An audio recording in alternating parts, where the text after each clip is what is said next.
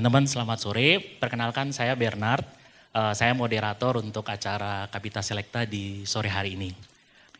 Sektor swasta adalah ladang yang luas dan dinamis. Dia penuh peluangan, tantangan dan pertarungan nilai setiap harinya. Di tempat inilah banyak alumni dipanggil untuk hadir, bukan hanya sebagai pekerja, tetapi sebagai rekan sekerja Allah dalam menghidupi misinya. Kapita Selecta swasta di KTA ini dirancang sebagai ruang untuk refleksi dan penguatan bagi para profesional Kristen yang melayani di sektor swasta.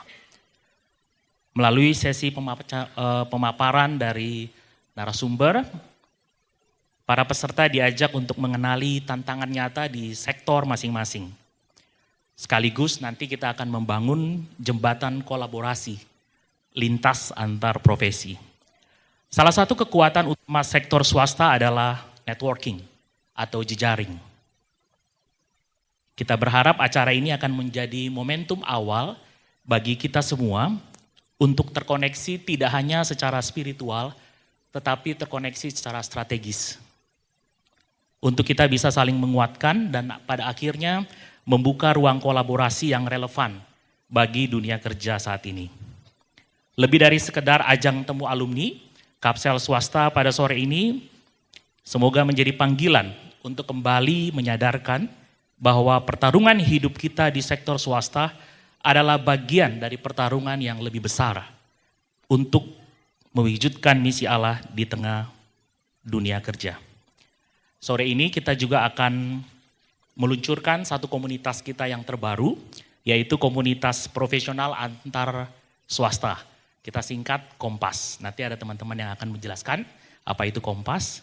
Tapi poinnya, wadah ini merupakan wadah yang dirancang untuk kita bertemu, membangun, dan pada akhirnya untuk menggerakkan alumni-alumni di sektor swasta agar semakin berdampak. Bukan hanya bagi karir pribadi, tapi juga bagi kemajuan kerajaan Allah di marketplace di Indonesia. Tujuan dari Kapita Selecta pada sore hari ini, yang pertama, yang adalah alumni bisa menghayati bahwa ladang misi pekerjaan yang saat ini dilakukan adalah ladang misi dari Allah. Yang kedua, setelah alumni bisa menghayati, alumni bertarung untuk bisa memperjuangkan misi yang Allah berikan kepada kita. Yang ketiga, setelah kita bertarung, alumni bisa berkolaborasi. Karena kita sadar dan kita ketahui bahwa kita tidak bisa mengerjakan pekerjaan itu sendirian. Kita perlu teman-teman, saudara-saudara seiman yang memiliki value yang sama, punya beban yang sama untuk kita lakukan. Agenda kita pada hari ini ada nanti pemaparan dari Bang DG, kemungkinan ada pemaparan juga dari Bang Yulu, kemudian setelah itu kita masuk ke tanya jawab dan terakhir kita akan masuk ke perkenalan Kompas dan sharing grup. Saya juga ingin memperkenalkan pembicara kita secara singkat. Ada Bang DG, Bang Daniel Ginting. Beliau adalah lulusan Fakultas Hukum UI tahun 1989. Setelah itu melanjutkan di University of Chicago di tahun 2000 ya Bang ya.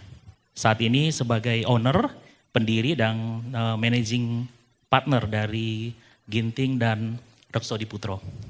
Lalu kemudian pelayanan Bang DG saat ini ada di Perkantas, kemudian juga di gereja di Pouk, Dian Kasih. Lalu kemudian pembicara kita kedua Bang Yulu. Bang Yulu lulus dari Trisakti tahun 91 ya Bang ya. Lalu kemudian di Teknik Industri, lalu kemudian lanjut ke University of Arizona. Kemudian Bang Yulu adalah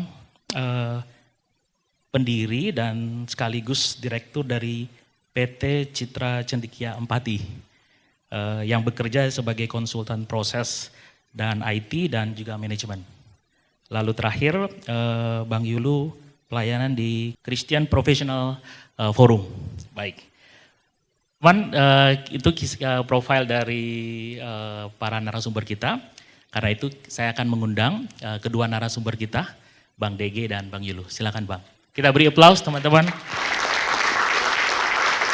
Baik teman-teman, pemaparan yang pertama akan disampaikan oleh Bang DG. Terima kasih, saya serahkan ke Bang DG. Selamat Sore teman-teman, saya melanjutkan sharing saya tadi malam.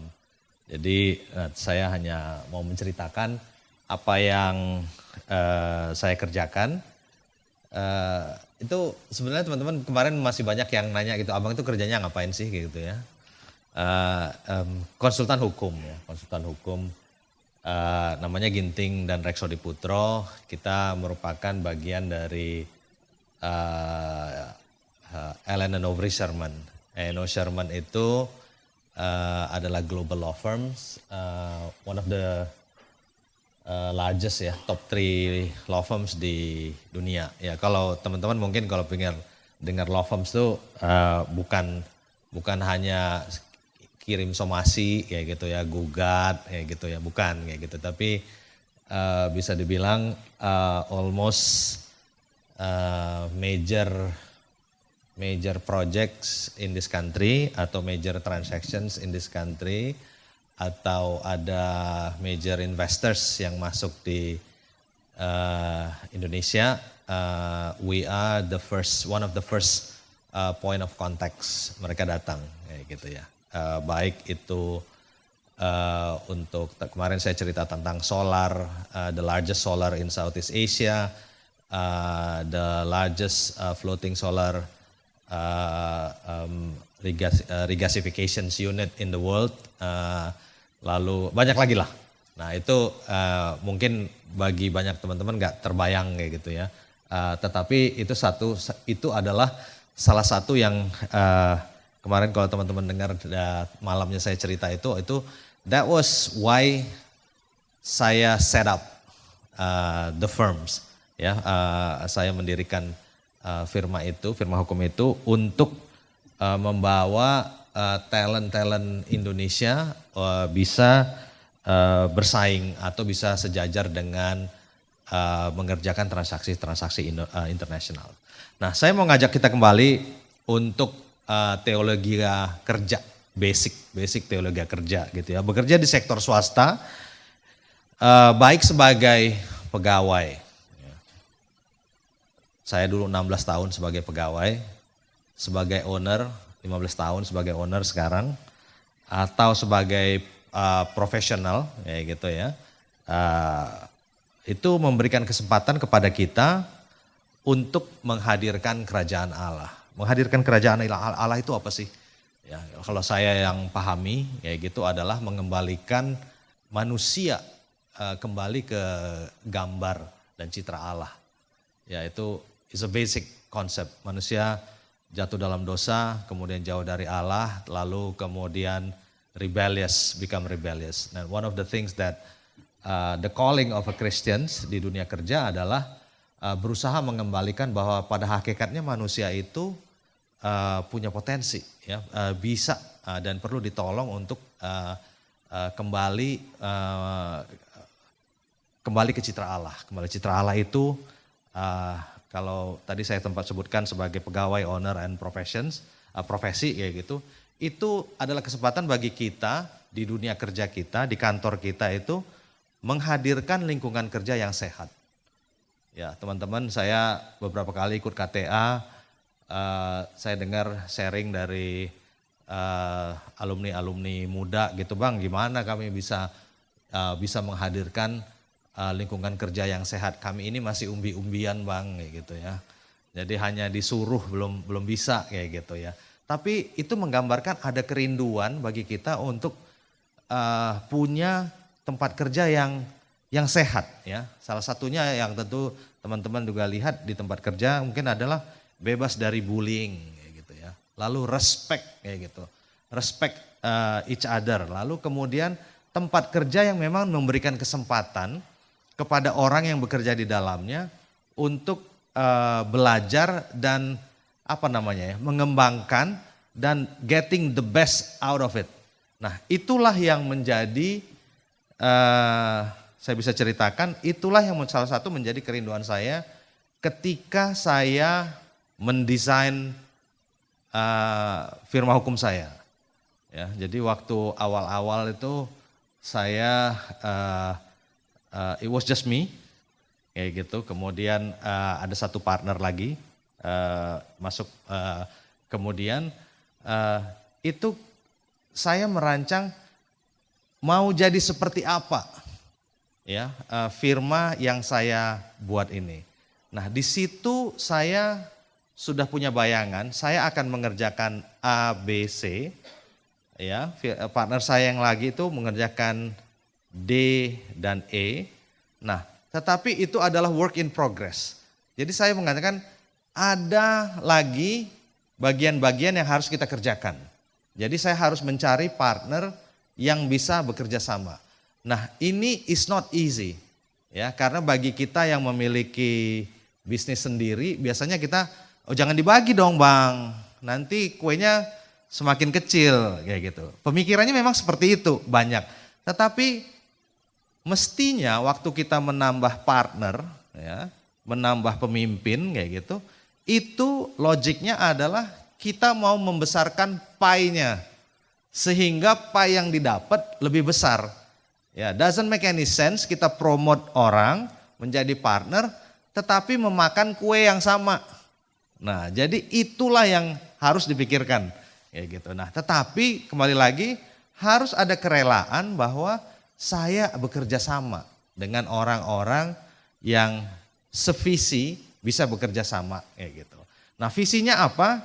Tadi salah satunya saya sebutkan adalah saya mau mendidik orang-orang yang masuk lulus dari Fakultas Hukum atau kemudian yang lateral hire dari tempat lain itu benar-benar nanti kualitasnya nggak malu-maluin kayak gitu ya.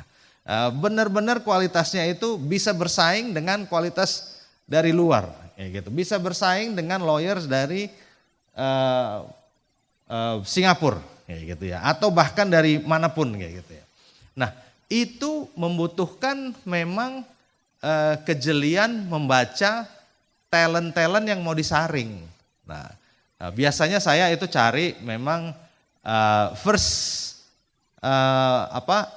saringan pertama adalah lulusan terbaik, ya gitu ya.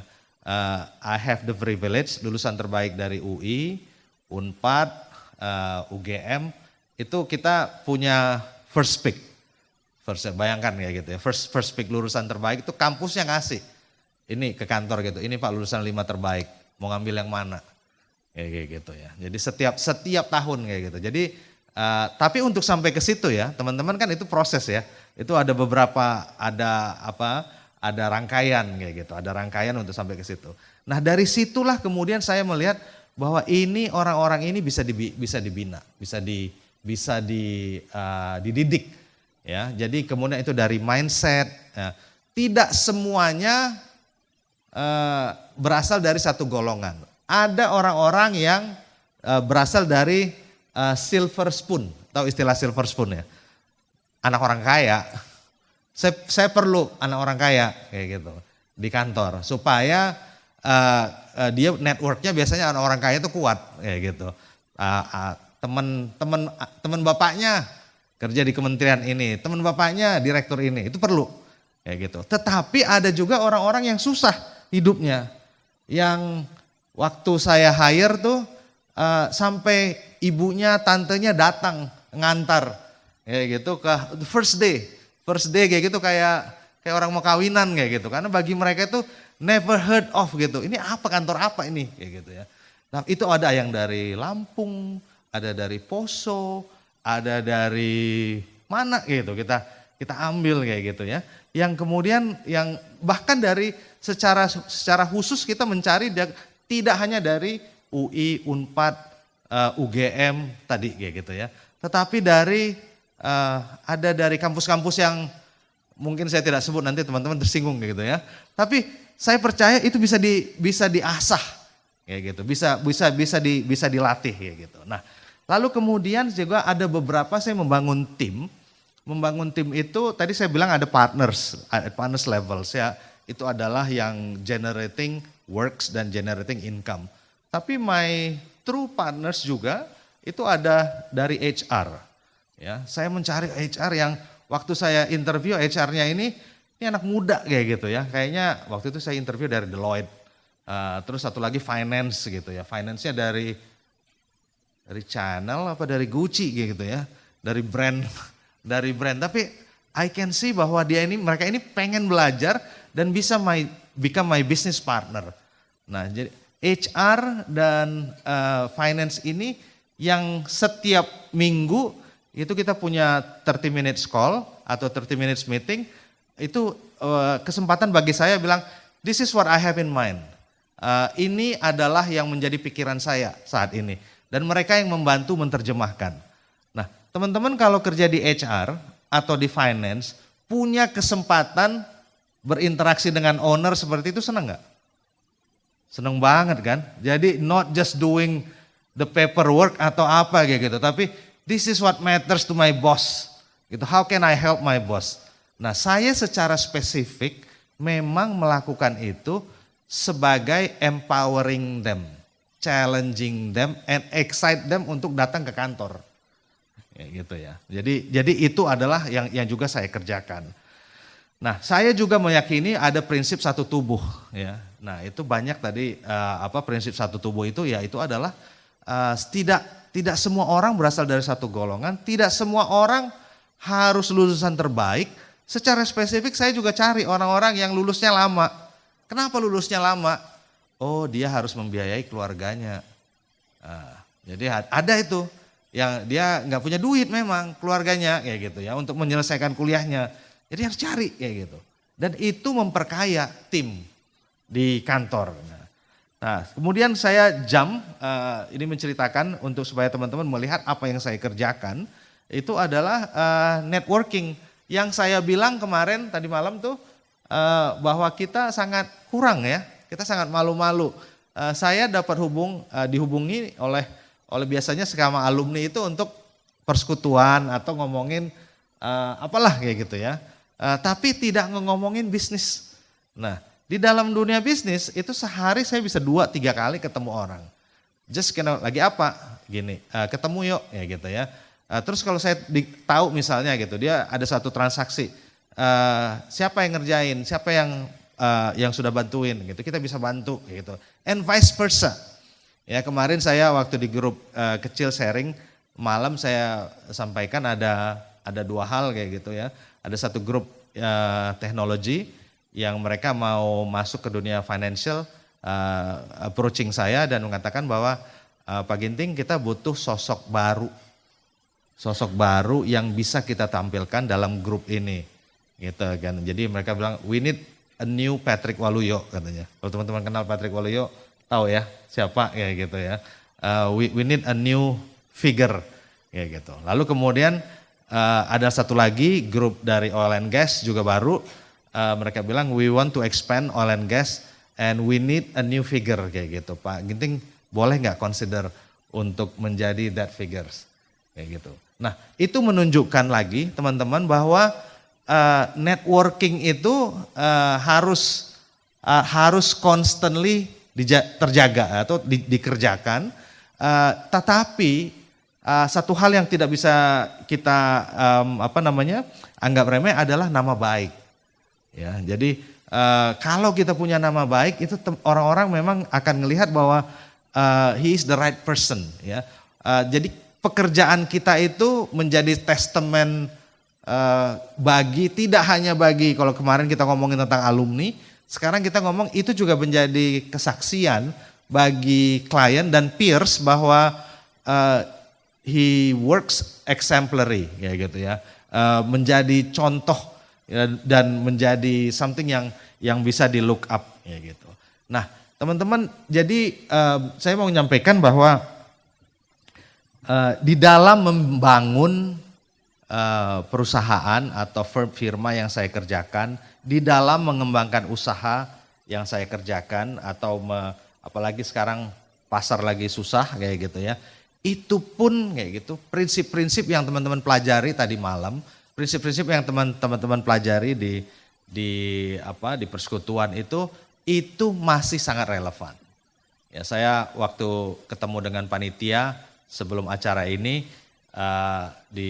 ditanya, saya bilang saya itu orang yang sangat mengamini dan menyaksikan bagaimana Allah yang kita sembah itu adalah person.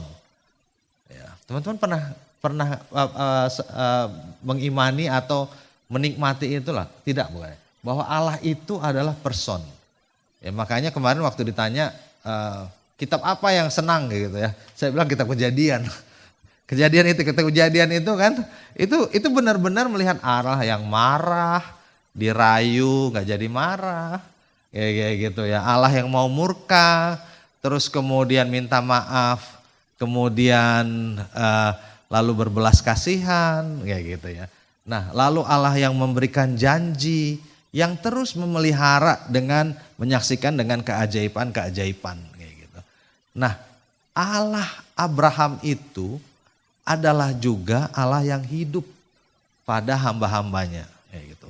Dan Allah yang hidup pada hamba-hambanya, yang berjanji memelihara hamba-hambanya itu, saya yakini juga Allah yang memelihara saya.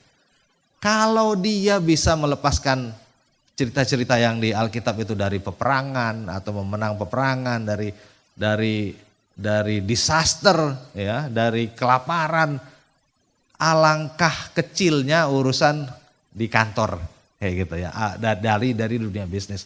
Tetapi memang itu membutuhkan rasa pengakuan, dan kita memang mengimani itu secara hidup. Nah, jadi saya akan sudahi itu. Jadi mudah-mudahan teman-teman bisa ngelihat di dalam dunia kerja yang saya lakukan, dari membangun dan meneruskan ya beberapa prinsip. Mungkin teman-teman bilang, oh itu prinsip universal Bang. Ya boleh prinsip universal, tapi sebetulnya kita mengimani ada tujuan dari membangun itu. Kalau itu prinsip hanya prinsip universal, kenapa tidak banyak perusahaan yang bisa mengaplikasikan itu, atau menjadi teladan, atau menjadi tempat to look up kayak gitu ya. Nah, saya berharap nanti kita di dalam tanya jawab bisa explore dan expand ini lagi. Terima kasih. Selamat sore semua. Sore, oke. Saya survei singkat. Berapa dari saudara-saudari yang bekerja pada orang? Oke, cukup banyak. Berapa yang wira swasta? Oke, ada juga. Thank you. Berapa yang kerja di startup? 1. Oke, beberapa. Oke, good. Oke. Ya, saya punya PT berdua sama istri saya, jadi sama kayak Bang Daniel gitu ya. Kita memberanikan diri gitu ya. Because we don't know what we are getting into gitu ya. Jadi memberanikan diri. Kalau tahu nggak berani gitu ya. Karena nggak tahu jadi berani gitu. Jadi cerita kami agak dikit beda dengan Bang Daniel. Tapi nanti saya nggak terlalu banyak cerita tentang PT. Nanti kalau mau nanya ya dalam tanya jawab atau nanti setelah itu. Saya mau cerita beberapa hal. Nomor 1, saya mendapat panggilan dari Tuhan itu di Kemnas 95. Ada yang ikut Kemnas 95, Bang Eli kayaknya ikut, ya kan? Ada lagi yang Bang Daniel ikut nggak? Ikut ya. Di Kemnas itu saya ada 2 acara yang sangat mengubahkan saya. Satu acara Bang Ruli dan Ibu Rahmiati. Ya, Ibu Rahmiati baru meninggal, gitu ya. Beliau cerita begini, jika misi itu dari Allah, maka caranya harus ikut cara Allah. Ya, itu mempengaruhi saya. Kalau misi itu dari Allah, caranya harus ikut cara Allah. Berarti saya punya misi enggak? Harusnya ada. Habis itu Bang Ruli banyak cerita tentang dia di PLN dan lain sebagainya. Saya juga belajar dari dia, kalau ada perusahaan yang tidak mau menerima kita karena values-nya kita yang benar, silakan kebaskan debu. Gitu ya. Wah, luar biasa ya. Biasanya kita nyari-nyari kerjaan, kayaknya kita yang kebaskan kaki gitu ya. Oke. Lalu ada khotbah dari pendeta Stephen Tong gitu ya. Waktu itu di Perkantas. Gak tahu Pak Tong sekarang masih ke sana nggak ya? Masih sering ke Perkantas nggak ya? Ini ayatnya. Gitu ya. Saya baca sedikit ya. Ini ayat yang sangat mengubahkan saya, waktu itu dibahas oleh pendeta Dr. Stephen Tong. Sebab jika kamu mengaku dengan mulutmu bahwa Yesus adalah Tuhan, dan percaya dalam hatimu bahwa Allah telah membangkitkan dia dari antara orang mati, maka kamu akan diselamatkan. Kalau kita percaya. kalau kita ngomong gitu ya. Karena dengan hati orang percaya dan dibenarkan, dan dengan mulut orang mengaku dan diselamatkan. Karena kitab suci berkata, barang siapa yang percaya kepada Dia tidak akan dipermalukan. Sebab tidak ada perbedaan antara orang Yahudi dan orang Yunani. Karena Allah yang satu itu adalah Tuhan dari semua orang. Kaya bagi semua orang yang berseru kepadanya. Sebab barang siapa yang berseru kepada nama Tuhan akan diselamatkan. Tetapi bagaimana mereka dapat berseru kepadanya jika mereka tidak percaya kepada Dia? Bagaimana mereka dapat percaya kepada Dia jika mereka tidak mendengar tentang Dia? Bagaimana mereka mendengar tentang Dia jika tidak ada yang memberitakannya? Dan bagaimana mereka dapat memberitakannya jika mereka tidak diutus? Seperti ada tertulis, betapa indahnya kedatangan mereka yang membawa kabar baik. Bahasa Inggrisnya, how beautiful is the feet of those that brings the good news. Gitu ya. Jadi waktu itu pendeta Stephen Tong ngomong gini, nanti di surga ya beauty contestnya itu kaki yang dinilai gitu ya. How beautiful is the feet gitu. Ini suatu khotbah yang merubah karena di awal itu seolah kita yang menerima gitu ya. Tapi dibalik dari situ bagaimana bisa menerima kalau nggak pernah percaya? Bagaimana bisa percaya kalau nggak mendengar? Bagaimana bisa mendengar kalau nggak ada yang memberitakan? Tapi jangan salah, waktu kita mendengar kalau nggak ada yang mengutus, bagaimana bisa? Jadi dari tadinya yang sifatnya subjektif, seseorang yang mengambil putusan, saat dibalik karena Tuhan. Dengan khotbah ini, pendeta Stephen Tong waktu itu memberikan panggilan, altar call. Siapa yang mau menjadi hamba Tuhan? Waktu itu saya maju. Tapi waktu saya maju, saya tidak merasa bahwa panggilan saya menjadi hamba Tuhan full time. Tapi saya dipanggil menjadi hambanya, ada misi, ya. Dan waktu itu saya baru ingat, pendeta Rahmiati juga bicara begini. Ya enggak semua orang dipanggil untuk jadi hamba Tuhan. Ini yang ngurusin lampu siapa? Yang bikin gedung siapa waktu itu kita di Kinasi? Gitu ya. Panggilan Tuhan itu semuanya gitu loh. Nah saya mau masuk ke yang lain. Saya mau bicara gini, panggilan kita untuk misi Allah itu untuk Injil Allah. Sekarang pertanyaannya gini, Injil Allah itu apa? Gitu ya. Ini ada ayatnya, nanti saudara bisa lihat sendiri kali ya. Kolose 1 ayat 15 sampai 20 gitu ya. Lalu juga untuk Roma 8 ayat 18 sampai 23. Ketika Tuhan datang, Dia bukan cuma menebus kita, tetapi Dia mau merekonsil seluruh dunia. Seluruhnya kosmis itu mau direkonsil kepada Tuhan. Semuanya mau dibenahi, makanya nanti ada langit dan bumi yang baru. Itu misi kita. Nah misi itu dihidupi dalam segala hal. Jadi kita dipanggil untuk membawa shalom ke dalam dunia, gitu ya. Sehingga doa Bapa kami, datanglah kerajaanmu, jadilah kehendakmu di bumi seperti di surga. Itu adalah bagian dari misi kita. Nah itu misi yang saya imani, yang saya jalani. Sehingga kadang-kadang kalau ditanya pelayananmu apa gitu ya. Kadang-kadang saya malu juga kalau orang biasanya tulis ya, pelayanan di perkantas, di gereja, di sini saya nggak ada. Gitu ya, kebanyakan nggak ada. Pelayanan saya di mana? Kalau orang nanya, benar-benar nanya gitu ya, saya kan ngomong, pelayanan saya yang utama tempat kerja saya. Pelayanan utama saya di situ. Misi saya yang pertama di situ, panggilan saya yang pertama di situ, setelah keluarga. Ya, jadi tiap kali kalau saya pindah kerja, saya di interview, saya pasti akan ngomong begini. Nomor 1 prioritas saya Tuhan, nomor 2 keluarga, nomor 3 kerjaan. Ya, jadi kalau ini bentrok, sorry ya, prioritasnya ketiga gitu ya. Masih mau terima nggak? Mau terima, oke saya kerja. Kalau nggak ya sudah, gitu ya. Nah, seperti itu ya. Nah, jadi misi itu di tempat kerja di saya. Nah, kalau kita lihat dari penciptaan, tadi Bang Daniel bicara tentang kitab Kejadian. Ketika Tuhan menciptakan langit dan bumi gitu ya, belum pernah ketika manusia jatuh ke dalam dosa, belum pernah Tuhan melepaskan sejengkal pun daripada langit dan bumi yang Dia ciptakan kepada pihak lain. Artinya apa? Semua hal yang Dia ciptakan, yang Dia sebut baik dan amat baik, itu bagian dari dominionnya Tuhan. Maka misi kita sebenarnya kita menjalankan misi bukan di tengah-tengah daerah musuh.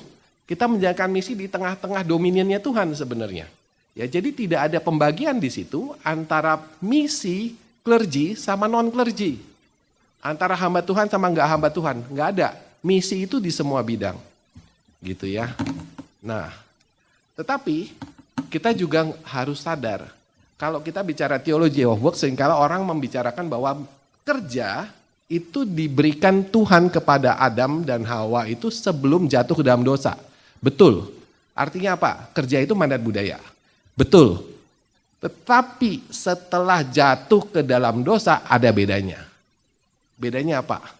Bedanya itu sebelah kanan. Ya. Berjerih payah, berpeluh. Dan yang dihasilkan onak dan duri. Gitu ya.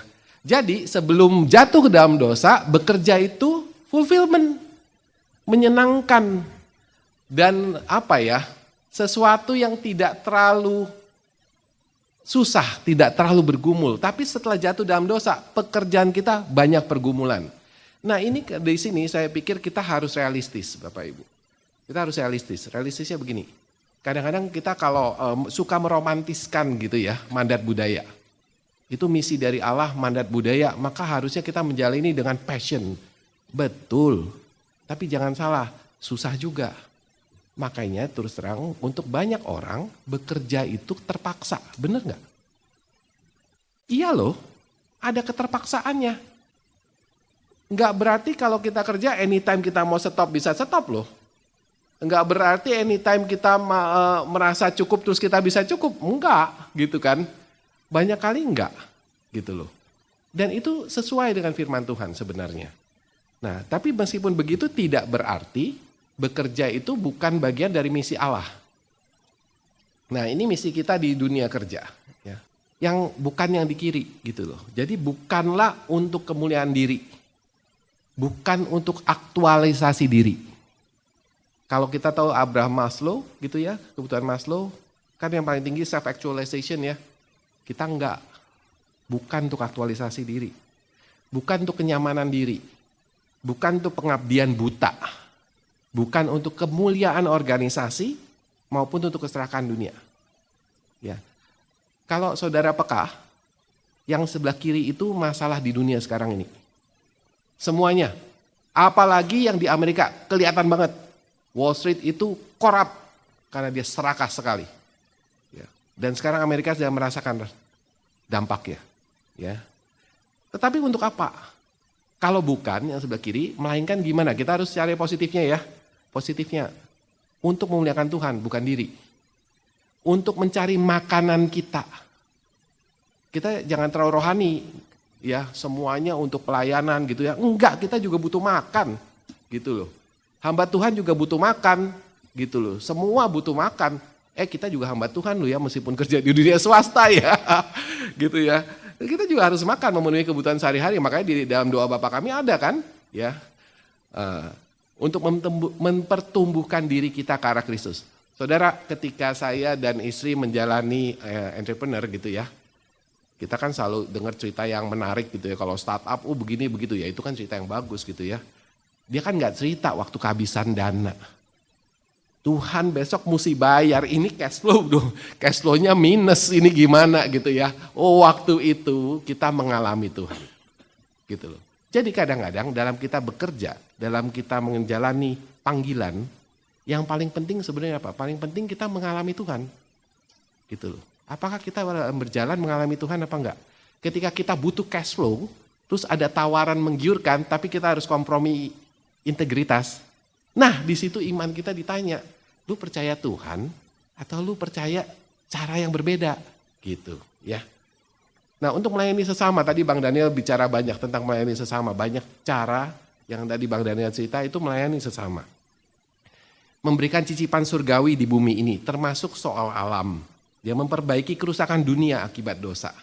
Gitu ya. Dan untuk memelihara bumi. Itu untuk apanya misi kita. Ini misi dunia kerja. Menghasilkan shalom kan. Merekonsil segala sesuatu kan.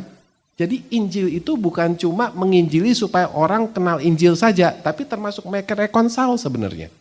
Ya, dalam reconciliation itu termasuk manusia yang direkonsil terhadap Tuhan. Nah, saya mau menunjukkan ini. Ikigai. Ada yang tahu nggak? Tahu Ikigai, ya.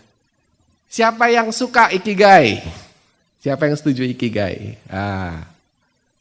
Ya.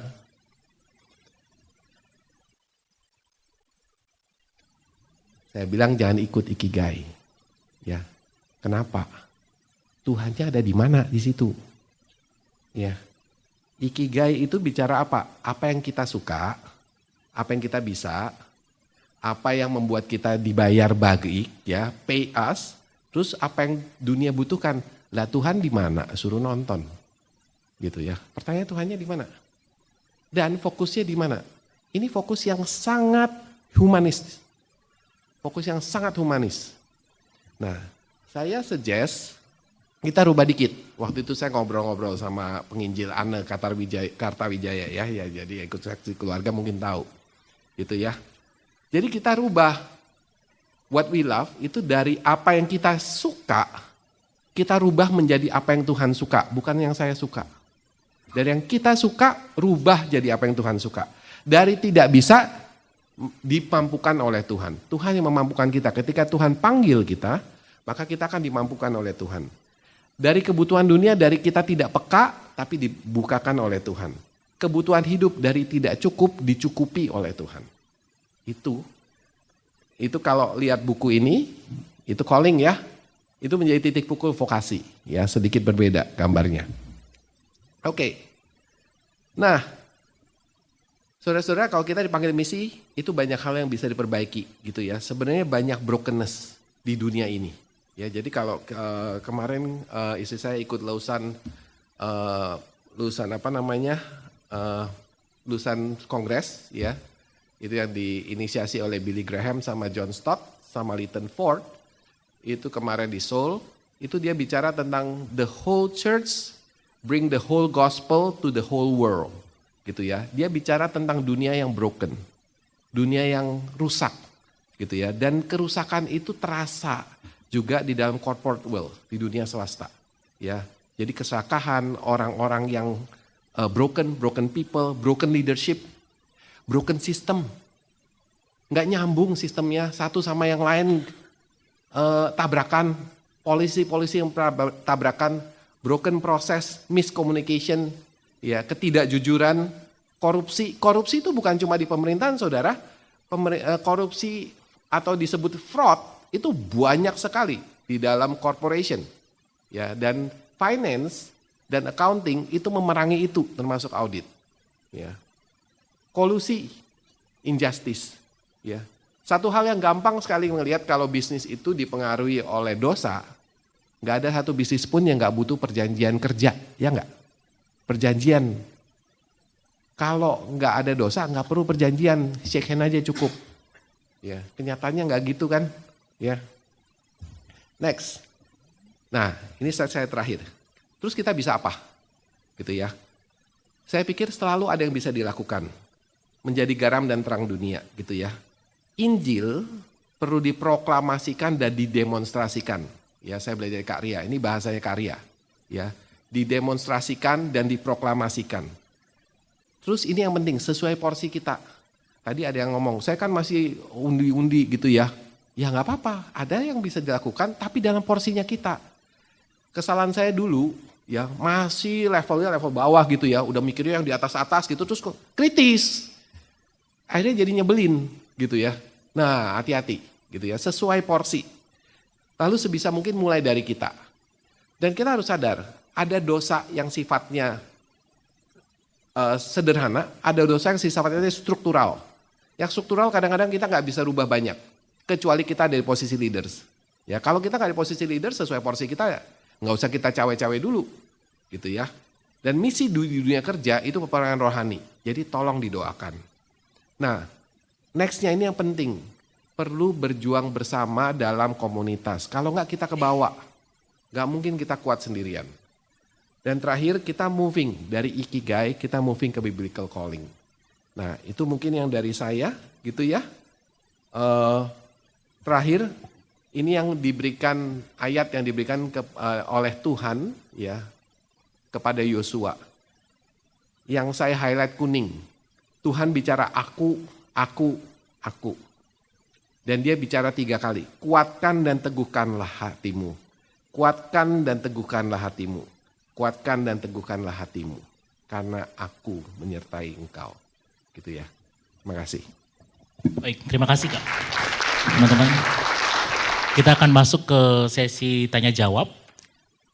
Jika ada teman-teman yang sudah bertanya di Slido atau mungkin mau bertanya langsung, saya persilahkan. Terima kasih, nama aku Anggi. Yang mau aku tanya adalah, tadi menarik dibilang sama Pak Yulu, bekerja pada porsinya gitu ya.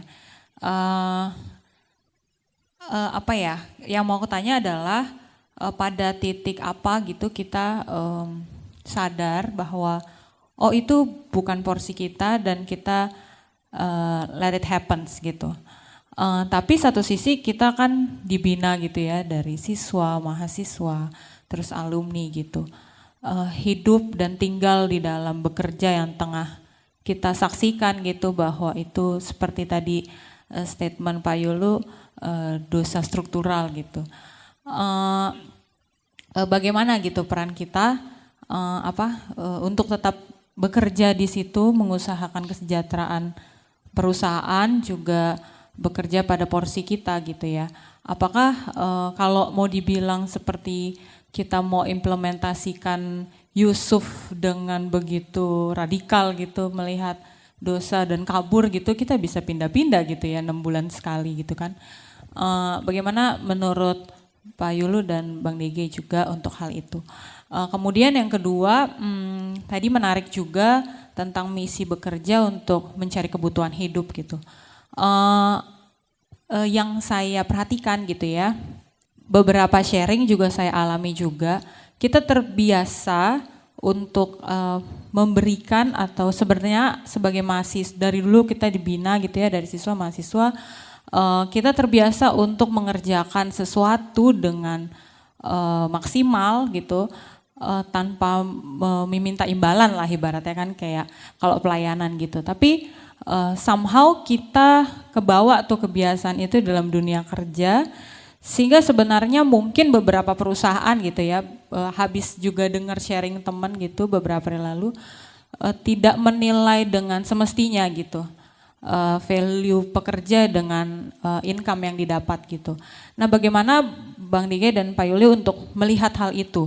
Sementara kadang-kadang kalau kita sepertinya punya eagerness gitu untuk memperjuangkan, oh income gue harusnya lebih segini gitu. Kesannya kayak duniawi banget sih lo gitu.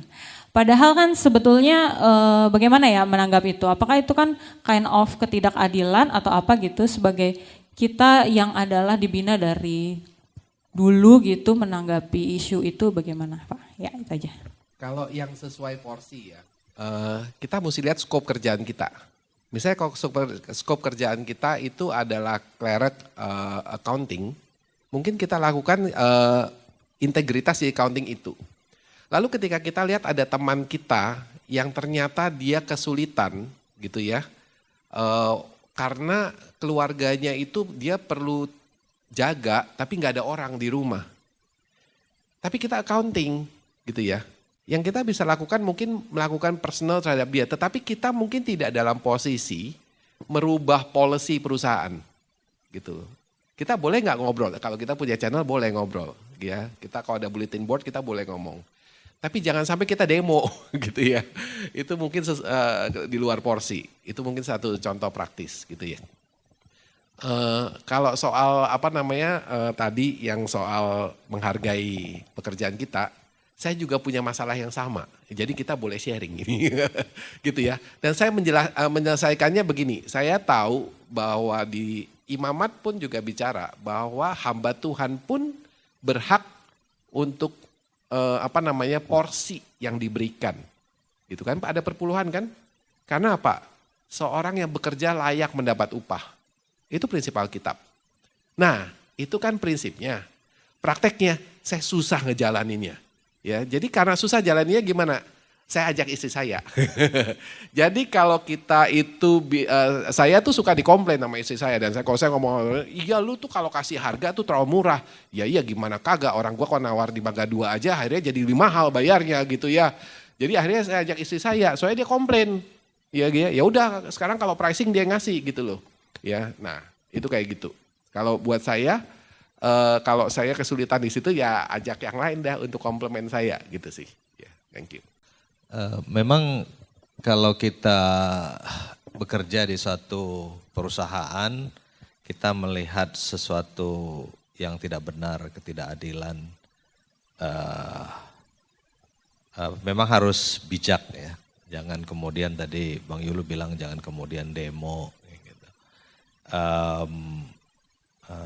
Yang pertama memang kita juga tapi punya hak sebagai pegawai untuk mendapatkan rasa nyaman bekerja dan salah satu mungkin ketidakadilan atau ketidakbenaran itu membuat kita tidak nyaman bekerja dan itu harus diadres ya.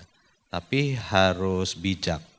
Kalau berdasarkan kalkulasi itu selalu sistemik dan pemimpin juga tidak peduli, maka ya diam aja. Ya, diam aja kayak gitu. Tapi kalau yakin bahwa pemimpin sebetulnya juga concern tentang ini, dicari cara yang bijak untuk tidak offending our peers ya sehingga nanti berantem. Ya gitu. Nah, itu kan case by case basis. Kalau di kantor saya HR itu saya beri mandat apapun yang terjadi itu setiap employee itu punya rasa nyaman untuk ngomong ke HR tentang apapun ya gitu dan biasanya HR yang kemudian raise ke saya. Nah ini tapi ada satu hal lagi gitu ya.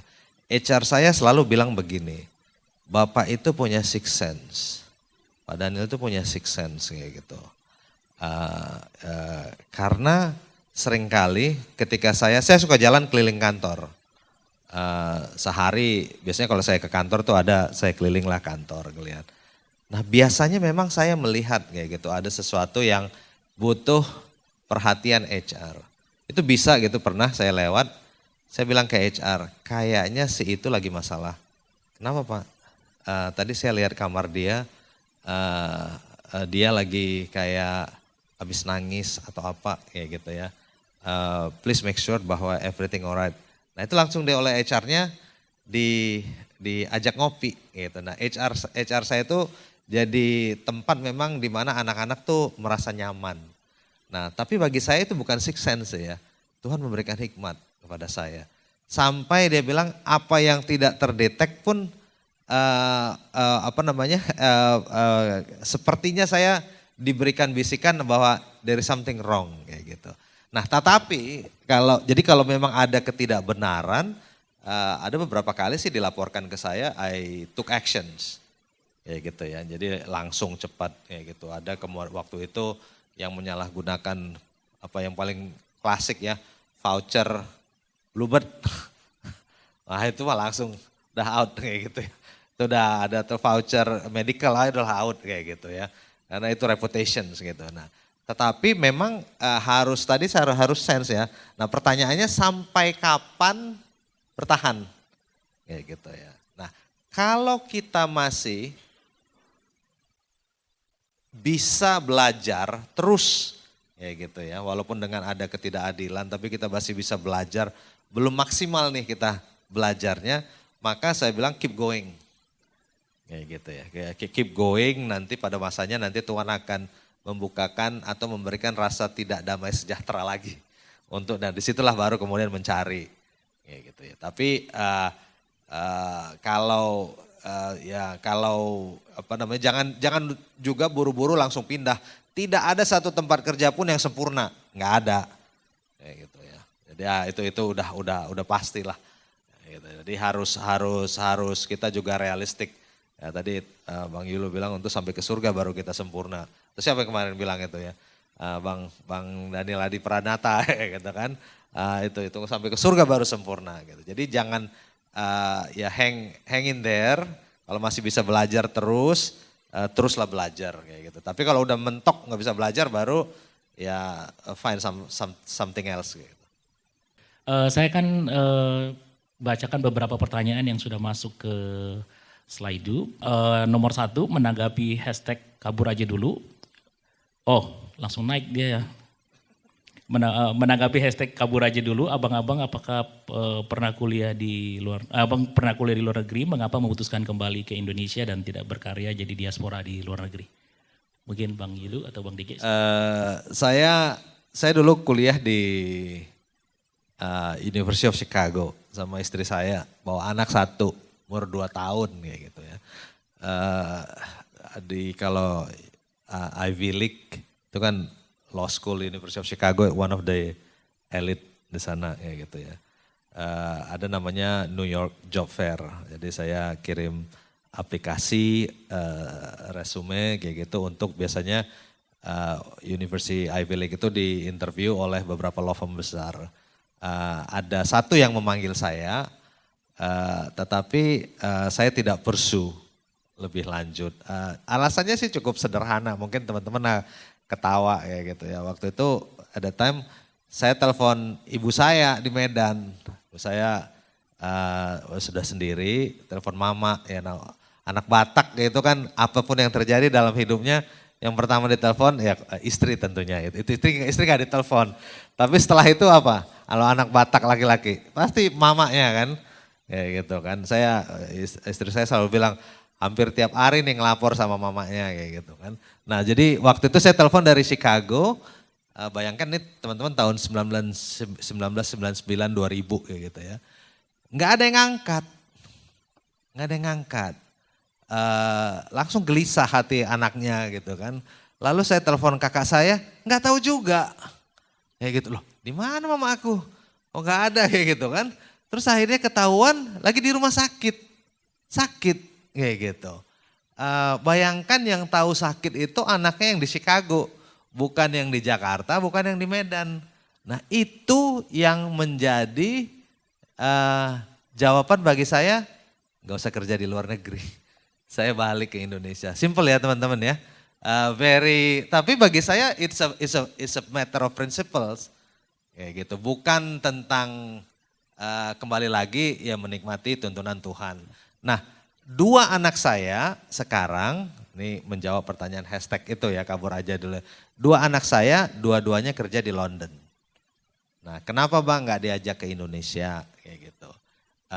Saya sudah mengirim mereka sekolah di sana, yang satu kuliah di sana, master 2 kayak gitu. Terus kemudian bekerja di sana magang. Bagi kita melihat memang itulah kesempatan dia untuk bekerja, mengembangkan talentanya dengan maksimal. Adakah kesempatan untuk kerja di Indonesia? Ada. Waktu itu saya pernah breakfast dari satu hotel di Dharma Wangsa kayak gitu, ketemu sama itu tuh Pandu Sahrir gitu kan. Bilang ini Om Pandu kayak gitu kan. Terus saya bilang, anak kerja di mana? Gitu, Jessica gitu. Kerja di mana? Di sini Om gitu, di London. Ikut kita aja ya di Marine Fest gitu. Enggak Om, mau belajar dulu gitu di luar kayak gitu. Jadi kalau bagi saya juga saya tidak memaksa anak saya untuk balik ke Indonesia karena mereka nyaman di sana. Begitu juga yang kedua, itu lawyer. Orang bilang kenapa nggak balik ke Indonesia? Kan bapaknya law firm, punya bisa mungkin kayak gitu untuk bekerja di sana. Tapi dia memutuskan untuk kerja sebagai child protection, child care, hak perwalian anak di sana. Ya sampai saya dia telepon ibunya, I'm very stressful. Kenapa? Ya ada kasus ini di pengadilan perwalian anak. Bapaknya teriak-teriak terus, nggak ada yang di kantor yang berani terima telepon dia kecuali akhirnya aku gitu. Kasus apa? Bapaknya baru keluar dari penjara. Kasus apa? Kasus nyekek orang gitu. Tapi dia senang melakukan itu. Bagi saya, kalau saya sudah merelakan anak saya untuk sekolah di sana, then I have also to support her gitu ya, untuk bisa di sana. Jadi bagi saya kembali kabur aja dulu itu tidak ada right or wrong. Kalau memang teman-teman bisa punya kerjaan yang bagus di sini, ya kita kerjakan bersama. Tapi kalau ada kesempatan untuk kerja di luar pun, ya dikerjakan juga dengan penuh ini ya dengan penuh tanggung jawab lah. Pokoknya ada rencana mau kemana nih kayak gitu. So, kabur aja dulu nih menarik. 2 hari yang lalu saya dengar di Channel News Asia. Jadi kalau saudara-saudara masuk di YouTube ada Channel News Asia, itu dibahas sama Channel News Asia soal hashtag itu. Khusus konteks Indonesia. Ya, jadi orang luar negeri juga concern terhadap itu sebenarnya. Salah satu isu yang diangkat brain drain. With that said, ya, saya punya PR di Kanada sekarang ini. Ya, cari kerja nggak di sana? Belum. Bisa nggak? Mungkin bisa. Saya kasih satu pedoman dari Pendeta Rahmiati juga.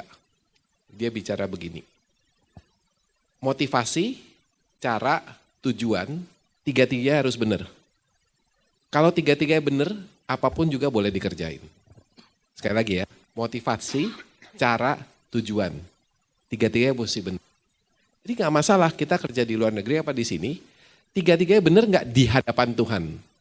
Nah kalau ditanya dulu saya sekolah di luar, saya sampai istri saya waktu itu saya udah married gitu ya. Jadi waktu kita berangkat belum punya anak, nyari satu aja susah. Jadi saya kawinin dulu baru bawa ke sana gitu ya. Jadi saya sekolah sambil udah menikah gitu ya. Pulang bawa anak gitu ya. Bang DG dari sini bawa anak, saya dari sono bawa anak pulang gitu ya. Kita berdua clear, kita mau pulang. Jadi waktu itu ada kesempatan bikin green card, kita nggak bikin. Karena kita pikir gini, di sini misionaris susah masuk. Kita udah di sini gitu ya. Kok nggak mau pulang gitu loh. Takut dikutuk gitu ya. Itu satu begitu. Terus kita dapat peneguhan dari Tuhan. Peneguhannya nggak enak banget. Dipecat istri saya. Jadi kita pergi ke sono, saya sekolah, dia kerja gitu ya. Dia dipecat gitu loh. Ya udah mesti pulang kan. Terus saya juga di sana selesai kerja, sebenarnya kita bisa OPT 3 bulan gitu ya. Visa free untuk kerja 3 bulan atau setahun ya, kalau saya setahun. Cuma saya lagi apply kerjaan di sono, lagi habis habis September 11, jadi habis WTC dibom gitu ya, semua tutup, saham berguguran. Jadi saya apply kerja, lagi tulisan di TV, IBM pecat 5.000 orang, Amazon pecat sekian ribu orang. Ya kagak dapet, saya udah ngomong sama istri saya, ya kita tunggu sebulan gak ada kabar, pulang langsung, ya udah pulang gitu ya. Jadi kalau dari saya itu, dan peneguhan Tuhan kayak begitu tuh gitu ya. Untung nggak apply, kalau apply itu udah biaya lawyer segala macam, stop gitu, karena yang yang sponsoring tuh tempat kerja istri saya. Nah kalau itu stop ya stop. Kasihan sekali waktu itu. Jadi ada orang-orang dari Sri Lanka baru datang di US, baru datang 6 minggu, baru beli rumah, baru beli mobil. Karena itu dipecat, stop. Karena sponsornya stop, mereka harus pulang, cuma dikasih waktu seminggu, mati. Seminggu itu jual rumah, jual segala macam, dan pulang lagi ke sana. Gitu. Ya jadi kalau saya bilang kembali, panggilan Tuhan itu kita mesti dijalankan. Nah ini juga prinsip yang sama. Berapa jauh kita bertahan di satu tempat, gitu ya. Kalau memang masih ada panggilan Tuhan di tempat itu, segelap apapun kita mungkin perlu lakukan. Tapi ketika kita jelas bahwa panggilannya kayaknya bukan di situ lagi deh. Apalagi kalau integritas kita diobok-obok, gitu ya. Kita disuruh kompromi terus integritas kita, ya nggak bisa, gitu loh. Ya karena prioritas kita bukan kerjaan itu sendiri. Kita tidak mengabdi kepada pekerjaan, tapi kita bekerja untuk mengabdi bagi Tuhan. Nggak boleh dibalik. Baik, supaya kita bisa menjawab semua pertanyaan, nanti setiap satu pertanyaan saya izin sharingkan ke masing-masing ya. Yang pertama, bagaimana tanggapan kita sebagai anak Allah mengenai financial freedom, dan apa cukup dicapai hanya dengan menjadi pegawai swasta atau resign sekarang dan berwirausaha? Dulu saya 5 tahun kerja itu belum punya rumah, masih nyicil mobil. Saya kontrak kayak gitu ya. Tawaran pertama ada satu dari bank swasta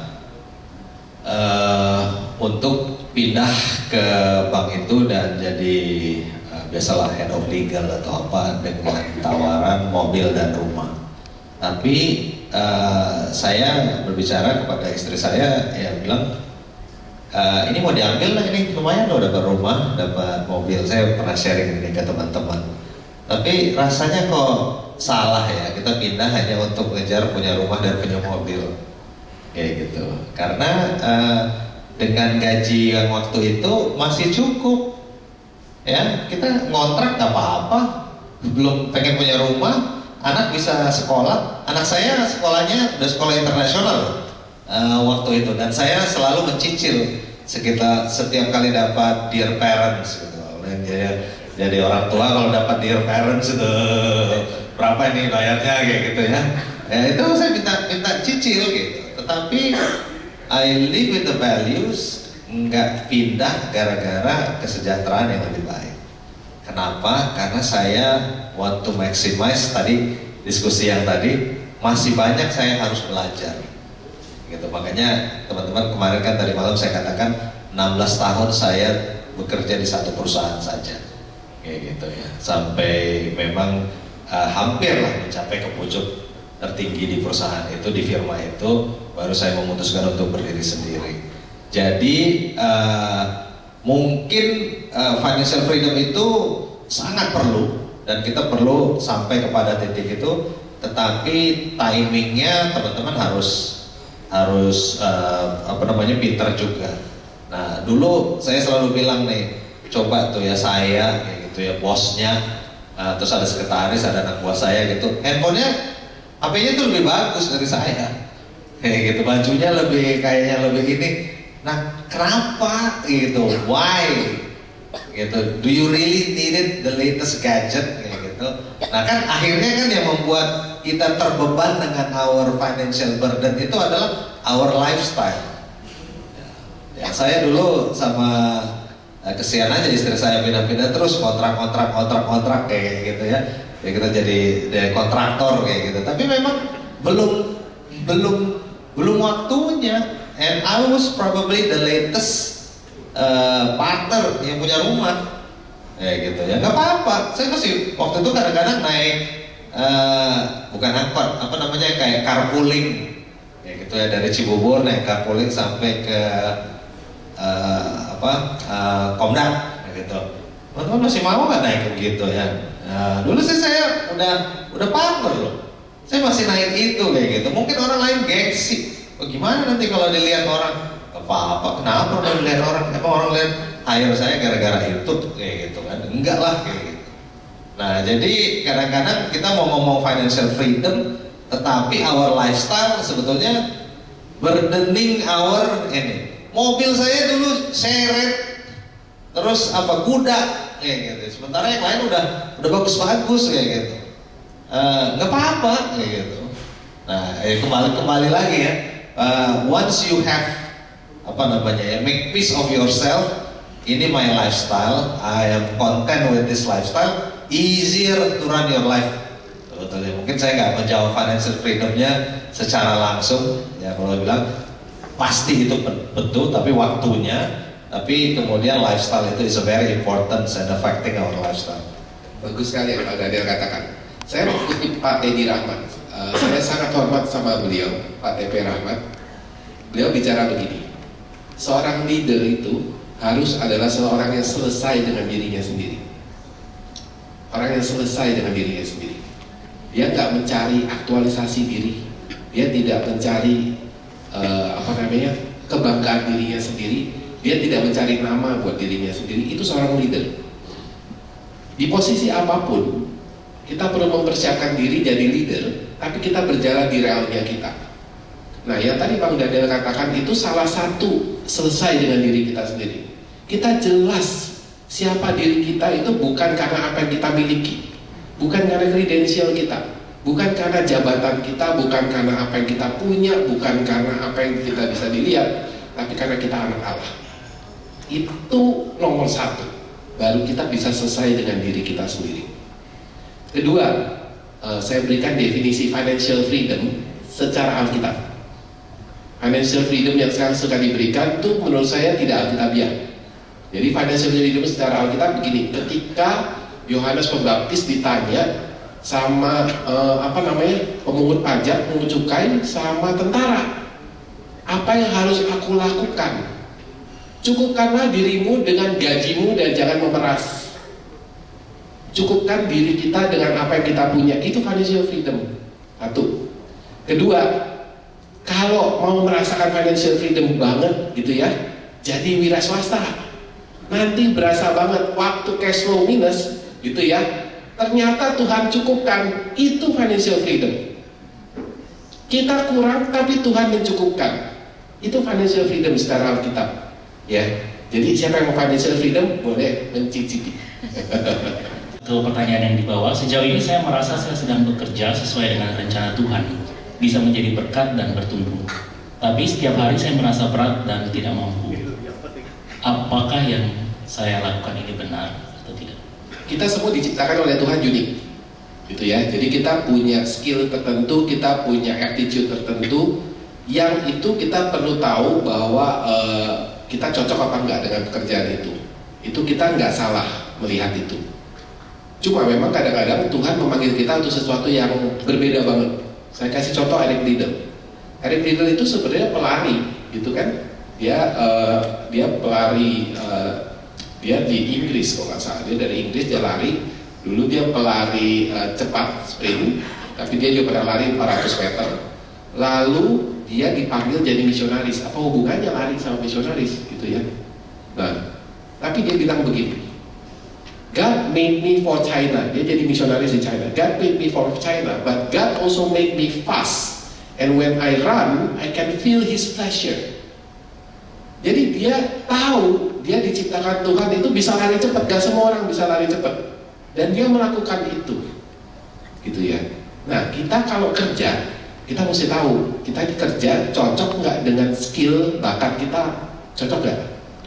Saya 13 tahun disuruh mama saya main piano gitu ya. Ternyata kayaknya bakat saya nggak di situ. Jadi 13 tahun itu setengah mati. Tapi bisa nggak masuk konservatori? Bisa, gitu ya. Tapi definisi bakat begini sebenarnya. Definisi bakat itu adalah kita bisa belajar lebih cepat dari orang lain yang nggak punya bakat. Jadi orang yang nggak punya bakat bisa belajar nggak? Bisa. Tapi orang yang punya bakat lebih cepat. Nah, lebih baik kita bekerja sesuai bakat dan minat kita daripada beda. Tetapi kalau Tuhan panggil kita ke tempat lain yang saat ini kita nggak punya bakat dan minat, kalau itu benar panggilan Tuhan, Dia pasti akan lengkapi kita. Itu yang saya percaya. Pak, bagaimana menghadapi pekerjaan di perusahaan swasta yang jenjang karirnya sangat lambat, apalagi menghadapi atasan yang sikapnya tidak disukai? Saya pernah menghadapi ini, tapi dari sisi yang berbeda.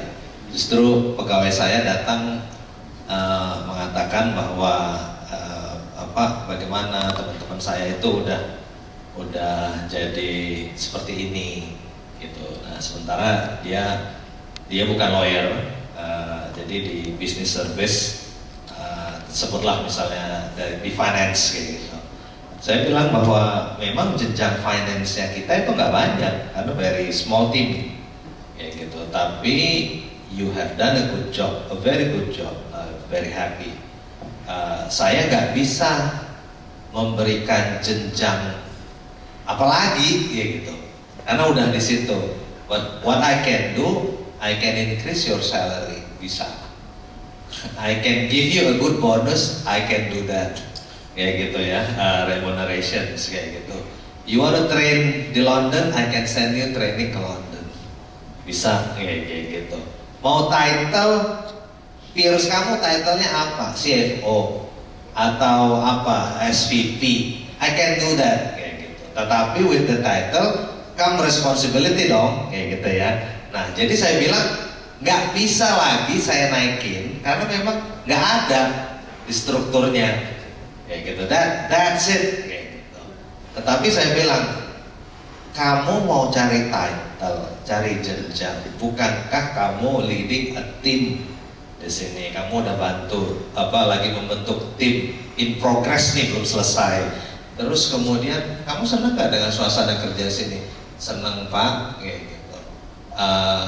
I am part of the business, kayak jadi business partner dari owner, kayak gitu. I know what you are thinking dan apa yang main to you, kayak gitu. Nah, terus kemudian apakah mau mengorbankan itu hanya karena moving up the ladder gitu untuk itu? Dan akhirnya ya ada dua occasions, ada dua orang yang berbeda. Akhirnya mereka masih sama saya sampai sekarang. Gitu. Itu dari sisi yang berbeda ya, dari sisi ownernya ini kayak gitu ya. Tapi saya nggak jawab yang ini. Baik, mungkin ada yang ingin bertanya langsung? Halo, nama saya Natasha.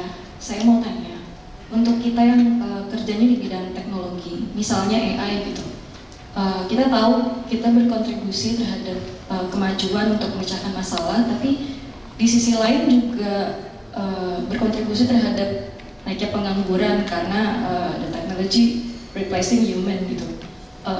Itu kan terasa kontradiktif ya. How to put that into perspective? Tapi karena kita juga tahu the change is inevitable gitu. Ketika Tuhan menciptakan langit dan bumi, Tuhan udah tahu ada AI. Tuhan nggak kaget bahwa sekarang ini mendadak AI. Ya, jadi adanya AI itu baru dalam providensia Tuhan, saya lihatnya, gitu ya. Nah, jadi kita perlu belajar bagaimana memanfaatkan AI benar. AI punya problemnya sendiri. Jadi bicara tentang AI governance, bicara tentang data privacy, bicara tentang security, itu AI memberikan kepusingan kepala yang baru, gitu ya. Soal orang digantikan oleh AI, saya merasa ini masalah sudah dari dulu, gitu ya. Ini masalah yang sudah dari dulu, bukan cuma AI. Ketika dulu pertama ada mesin uap, orang juga pikir sekarang ada mesin, dulu banyak orang, sekarang gimana, gitu ya. Jadi kalau buat saya yang lebih penting adalah orangnya itu mesti bisa di upskill and reskill untuk dia pindah kerjaan. Jadi misalnya gini, dulu tuh kita punya pager, sekarang nggak ada yang beli pager kan, perusahaan pager itu semua. Masa kita stop, nggak boleh punya cellular phone, memelihara pager supaya orang di tempat pager bisa kerja? Saya rasa nggak boleh begitu, gitu. Sekarang kita memerangi korupsi dengan transparansi dan dengan digital money itu menolong sekali. Saudara tahu nggak, susah banget itu. Dulu tuh korupsi tuh banyak sekali di tempat parkir, susah banget diberantas. Udah pasang CCTV segala macam, berani nantangin di depan CCTV tuh, terus dia rusakin itu. Uangnya nggak bisa uangnya banyak dikorupsi itu, kalau ngambil kan cash semua. Sekarang dengan digital money nggak bisa lagi dikorupsi. Nah, banyak orang terganggu nggak? Iya, orang yang tadinya terima di tempat parkir hilang kerjaannya, betul. Yang kita harus cari adalah orang itu dipindahin kemana kerjaannya. Dan terus terang memang ada pekerjaan-pekerjaan yang buat saya itu tidak humanis. Orang yang terima uang di tol, kasihan loh. Satu udah ngirup asap, kedua kerjanya dia begitu doang. Itu lama-lama cacat mental itu. Ya begitu doang. Dia nggak dilatih otaknya berkembang. Yang tadi Bang Lena ngomong penting tuh. Di tempat itu dia masih bisa berkembang nggak? Kalau dia masih bisa berkembang, teruskan dulu. Masih ada panggilan Tuhan, masih bisa berkembang, teruskan. Tapi kalau enggak, kita perlu belajar untuk mendidik diri, mengembangkan diri. Kenapa? Karena dunia berkembang nggak nungguin kita. Gitu. Jadi, saudara kalau belajar ya, apalagi kalau sudah ada di posisi middle management, ada 3 tugas.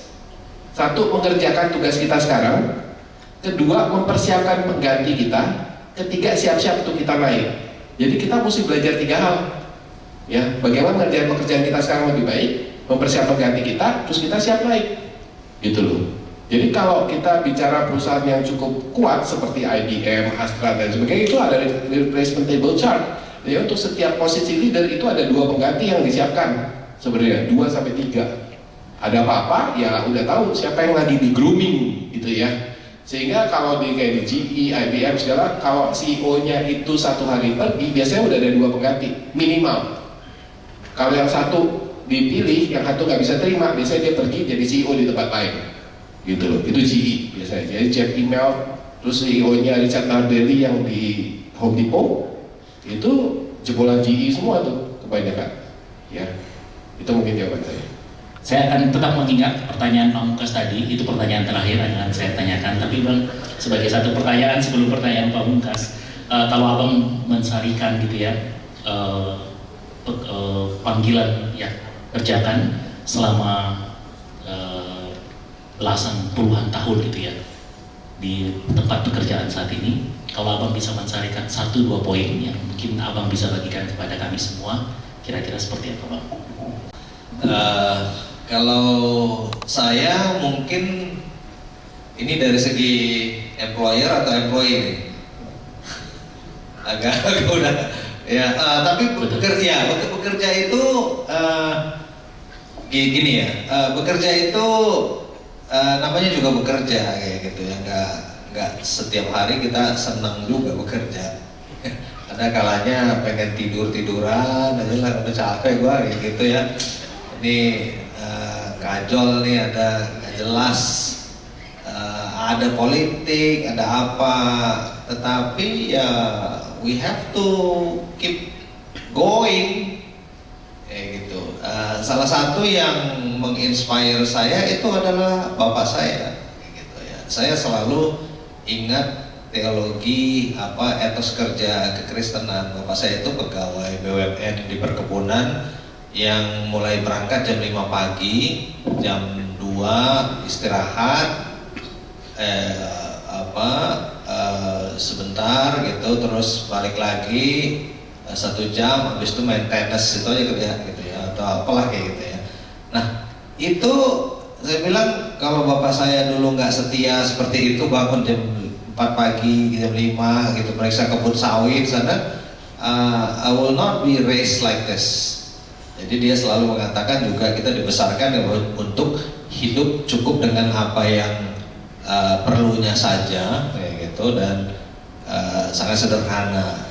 Nah itu yang mengingatkan saya, memang akhirnya ya udahlah, this personal feeling, lagi melankolik, lagi apa, I have to fight it kayak gitu. Kalau saya nggak bisa fight untuk itu, nanti ada yang datang lagi, saya nyerah lagi gitu. I'm a fighter gitulah. Jadi kayak menyemangati diri sendiri. Nah, terus kemudian kalau sekarang sih ya a lot of people dependent on me.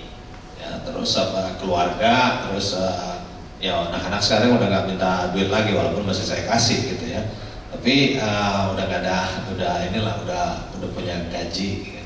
Tapi kemudian ya I have to be a leader, yang kemarin saya sebutkan bahwa as a leader di alumni itu sangat penting. Gitu. It's more than words. How you lead your organization, saya believe itu is more than words. Ya, yang seperti saya sharingkan kemarin disampaikan oleh Bang Sagala almarhum kayak gitu. Nah, jadi we have to like and enjoy what we are doing. Itu satu. Yang kedua, we have to grow our talent. Prinsip tentang 1 talenta, 3 talenta, dan 5 talenta itu sangat penting. Teman-teman harus mengembangkan itu. Kayak gitu. Jadi with that, with the blessing and grace of God, kita hoping bahwa dia akan menunjukkan ke sesuatu yang lebih besar lagi. Kalau buat saya yang paling penting itu menikmati berjalan bersama Tuhan. Itu. Ya, dari dibalik segala sesuatu yang kita lakukan, baik bekerja maupun entrepreneur maupun hidup keluarga, yang paling penting menikmati itu. At the end of the day, saya tingkatkan, Pendeta Rahmiati itu sangat mempengaruhi kami ya. Saya sama istri, beliau ngomong, dulu at the end of the day itu, yang ada itu Tuhan. Waktu kamu meninggal, bukan keluarga kamu loh yang nemenin. Kamu nggak ketemu mereka nanti. Yang paling ada itu Tuhan. Jadi buat saya, ketika sekarang apa yang saya jalani, itu yang saya nikmati, berasa banget menikmati itu berjalan bersama Tuhan ya. Dan itu gak mau saya tukar dengan yang lain. Baik, makasih Bang. Kalau saya lihat baik Bang DG maupun Bang Yulu, intisarinya selalu ada pribadi-pribadi ya yang menginspirasi perjalanannya Bang DG dan Bang Yulu.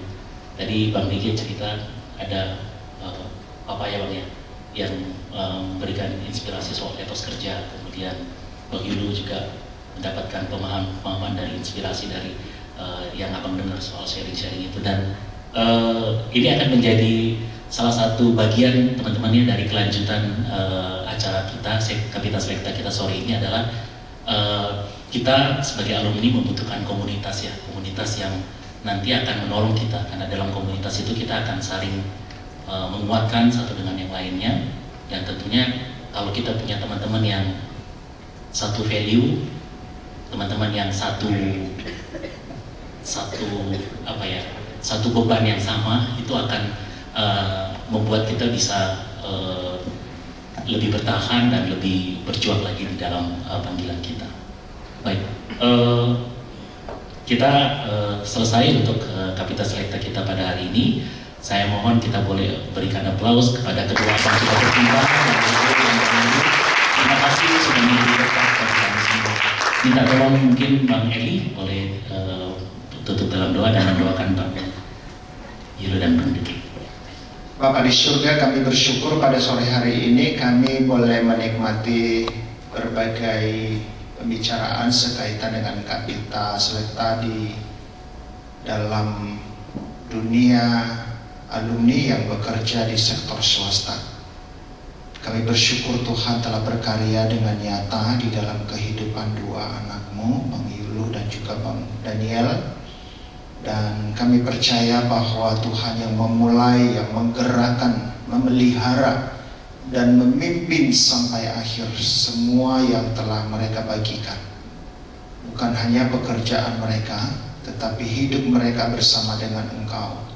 Itu yang terus menjadi inspirasi bagi mereka dan juga bagi kami semua.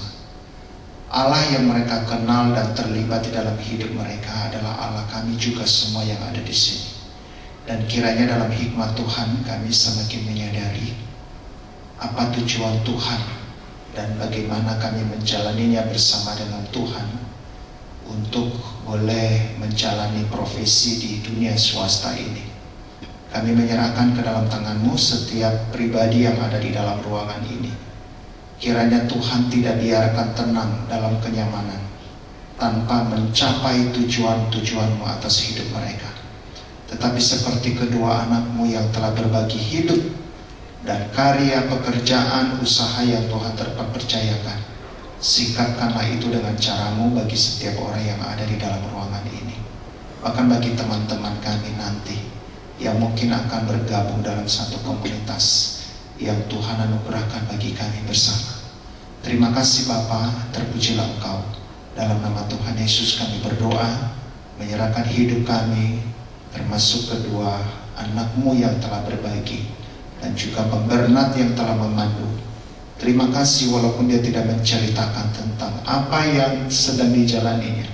Dalam kesempatan lain dia akan cerita banyak bagaimana Tuhan bekerja di dalam pekerjaan yang Tuhan percayakan juga kepada Bang Bernard. Dalam nama Yesus kami berdoa. Amin.